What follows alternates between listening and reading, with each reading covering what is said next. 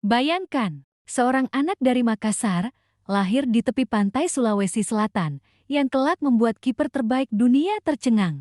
Tendangannya sekeras meriam, kecepatannya bagai kilat, dan namanya melegenda jauh sebelum kata viral dikenal. Inilah kisah Andi Ramang sang makan Asia, pahlawan Garuda Muda, dan bukti bahwa kejayaan sepak bola Indonesia pernah menggetarkan dunia. Namun, di balik sorak-sorai stadion, ada cerita pilu yang jarang kita dengar. Mari kita bongkar seluruh kisahnya sampai tuntas. Stadion Olympic Park dipenuhi lebih dari 100.000 pasang mata. Udara musim panas Australia terasa kering, namun lapangan hijau di tengah kota itu menjadi panggung sejarah. Di satu sisi, tim nasional Uni Soviet datang dengan reputasi menakutkan, juara Olimpiade Helsinki 1952, dengan deretan pemain terbaik Eropa Timur. Di sisi lain, berdiri tim nasional Indonesia, tim yang baru merdeka 1 dekade lalu, minim fasilitas, namun penuh semangat. Di bawah Mister Gawang Soviet berdiri Lev Yashin,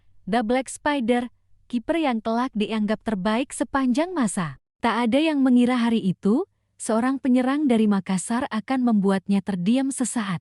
Nama itu, Andi Ramang. Tubuhnya tidak terlalu tinggi untuk ukuran penyerang Eropa, namun otot-otot kakinya seolah terbuat dari baja. Menit demi menit ia berlari, menusuk dari sisi sayap, lalu melepaskan tembakan keras ke arah gawang Yashin. Sang kiper legendaris terpaksa terbang menyelamatkan bola dan untuk sesaat, sorak-sorai penonton menggema, menyadari bahwa pemain bernomor punggung 9 ini bukan penyerang biasa. Pertandingan berakhir 0-0, tetapi kesan itu tertanam di benak lawan maupun kawan. Bagi Ramang, ini bukan sekadar laga internasional. Ini adalah puncak perjalanan panjang dari seorang anak kampung pesisir Sulawesi Selatan yang belajar sepak bola di jalanan berdebu, perjalanan yang dimulai 32 tahun sebelumnya. Lahir di tengah zaman kolonial 24 April tahun 1924 di sebuah rumah sederhana di Makassar, lahirlah seorang anak lelaki yang kelak mengukir sejarah. Ia diberi nama Andi Ramang.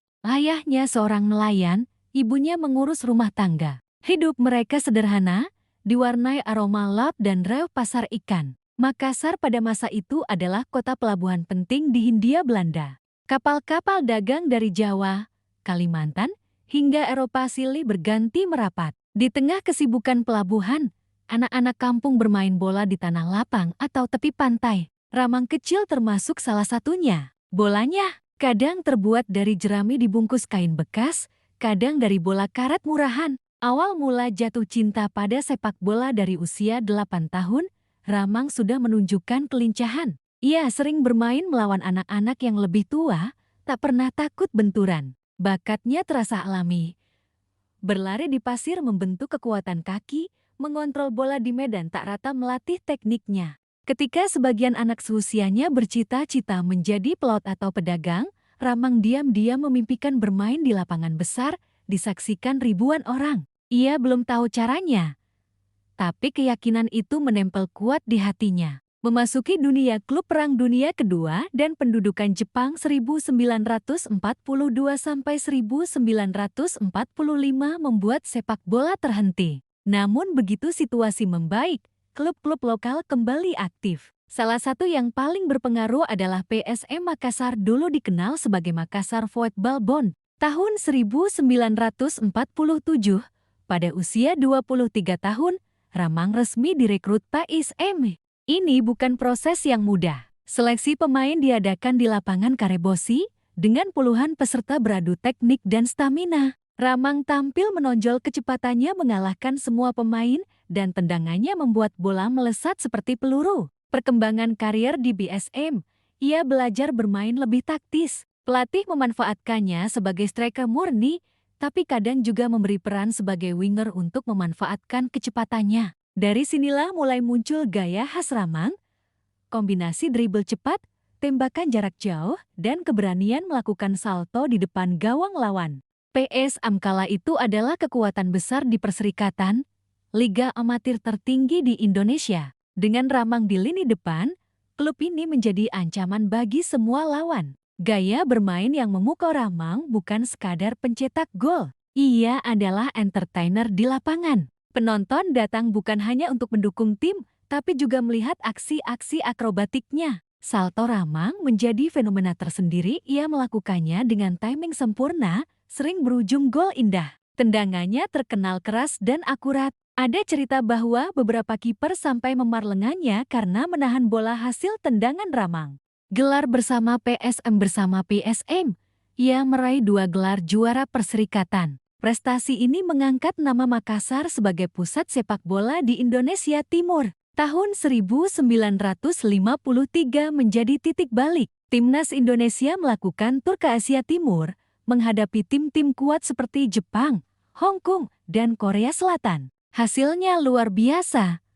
Menang 5 dari 6 laga. Satu-satunya kekalahan adalah dari Korea Selatan, yang membuat dunia tercengang. Dari 25 gol yang dicetak Indonesia, 19 diantaranya berasal dari kaki dan kepala Ramang. Media luar negeri mulai menjulukinya makan Asia. Indonesia pun mulai dipandang sebagai kekuatan sepak bola yang patut diperhitungkan. Kualifikasi penuh harapan tahun 1957, tim nasional Indonesia memasuki babak kualifikasi Piala Dunia ke-1958. Lawan pertama adalah Tiongkok China. Laga ini menjadi panggung Ramang untuk kembali menunjukkan magisnya. Dalam 2 leg pertandingan, ia mencetak 2 gol penting yang membawa Indonesia menang agregat 4-3. Kemenangan ini membangkitkan optimisme nasional. Surat kabar menyebut Indonesia sebagai salah satu wakil Asia yang berpotensi membuat kejutan di Swedia, tuan rumah Piala Dunia saat itu. Grup putaran kedua. Di putaran kedua, Indonesia ditempatkan satu grup dengan Sudan, Mesir, dan Israel. Jadwal sudah disiapkan, persiapan tim sedang gencar dilakukan. Namun, situasi politik mengubah segalanya. Pemerintah Indonesia memutuskan mundur dari pertandingan melawan Israel, sejalan dengan kebijakan politik luar negeri yang menolak hubungan dengan negara tersebut. Keputusan ini membuat Indonesia otomatis gugur, dan mimpi tampil di Piala Dunia pertama kali pun pupus. Bagi Ramang dan rekan setimnya, ini pukulan telak. Mereka merasa sudah berada di jalur emas menuju sejarah, namun terhenti bukan karena kalah, melainkan oleh keputusan di luar lapangan. 2 tahun setelah kekecewaan itu, Ramang kembali menunjukkan taringnya. Tahun 1959, Timnas Indonesia menjamu Jerman Timur di Jakarta. Lawan ini bukan tim sembarangan. Mereka berisi pemain-pemain yang tangguh secara fisik dan disiplin taktik. Pertandingan berakhir 2-2, sebuah hasil yang dianggap luar biasa. Ramang berperan besar dalam 2 gol Indonesia. Laga ini menjadi bukti bahwa Indonesia, meskipun secara fasilitas kalah jauh, mampu menahan kekuatan sepak bola Eropa. Sebelum melawan Jerman Timur, ada laga yang membuat nama Ramang melegenda di kancah internasional. Perempat final Olimpiade Melbourne ke-1956. Lawan mereka adalah Uni Soviet yang saat itu sedang berada di puncak kejayaan. Di bawah mister gawang Soviet berdiri Lev Yashin yang kemudian menjadi satu-satunya kiper dalam sejarah yang memenangkan Ballon d'Or. Dalam laga ini, Ramang beberapa kali mengancam gawang Yashin. Salah satu momen paling diingat adalah ketika ia melakukan tembakan keras dari luar kotak penalti, memaksa Yashin terbang menyelamatkan bola. Pertandingan berakhir 0-0 dan Indonesia harus menjalani laga ulang yang akhirnya dimenangkan Soviet. Namun, kesan yang ditinggalkan Ramang begitu kuat, sampai Yashin dikabarkan memuji keberaniannya. Ramang dikenal dengan 3 senjata mematikan. Kecepatan ia mampu melewati bek lawan hanya dengan 2 atau 3 sentuhan, memanfaatkan akselerasi luar biasa. Salto bukan hanya atraktif, tetapi sering menghasilkan gol penting. Timing dan tekniknya jarang tertandingi di masanya. Tendangan keras dan akurat, banyak kiper mengaku pergelangan tangan mereka nyeri setelah menahan tendangan Ramang. Seorang jurnalis olahraga era 1950-an pernah menulis, jika bola ada di kaki Ramang, penonton akan berdiri, karena mereka tahu sesuatu yang tak terduga akan terjadi. Tahun 1962 menjadi titik balik yang tragis. Muncul sebuah kasus yang dikenal sebagai skandal Senayan, dugaan pengaturan skor dan suap dalam pertandingan penting. Nama Ramang ikut terseret. Meski ia membantah keras terlibat, Federasi memutuskan melarangnya membela timnas Indonesia seumur hidup. Keputusan ini memutus karier internasionalnya secara mendadak. Bagi seorang pemain yang hidupnya didedikasikan untuk sepak bola, hukuman ini adalah bencana. Popularitasnya menurun dan kesempatan tampil di laga besar pun lenyap. Setelah pensiun sebagai pemain, Ramang mencoba menjadi pelatih. Ia sempat membesut PSM Makassar dan Persipal Palu. Namun, ia terkendala satu hal, tidak memiliki sertifikat kepelatihan resmi. Akibatnya, peluang melatih klub besar sangat terbatas. Penghasilan dari melatih klub daerah tak seberapa, dan kondisi ekonomi keluarganya semakin sulit. Banyak rekan seangkatannya yang sudah bekerja di perusahaan atau pemerintahan, sementara Ramang tetap bertahan di dunia sepak bola dengan segala keterbatasan. Tahun 1987,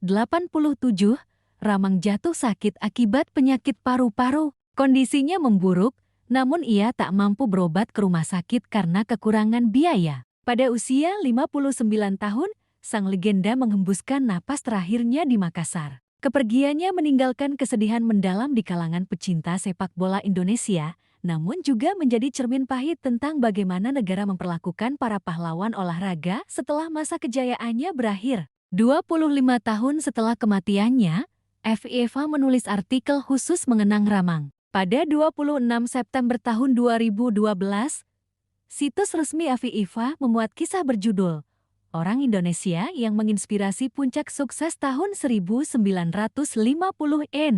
The Man, The Myth, The Legend. FIFA menyoroti kejayaannya di Olimpiade Melbourne 1956 dan kontribusinya dalam membentuk reputasi Indonesia sebagai kekuatan sepak bola Asia di era 1950-N. Hingga kini, di Makassar, nama Ramang tetap hidup. Sebuah jalan dan stadion mini diberi nama untuk menghormatinya. Kisah Ramang adalah kisah tentang bakat murni, kerja keras, dan pengabdian pada negara, tetapi juga tentang rapuhnya karir seorang atlet ketika dukungan sistemik tidak ada.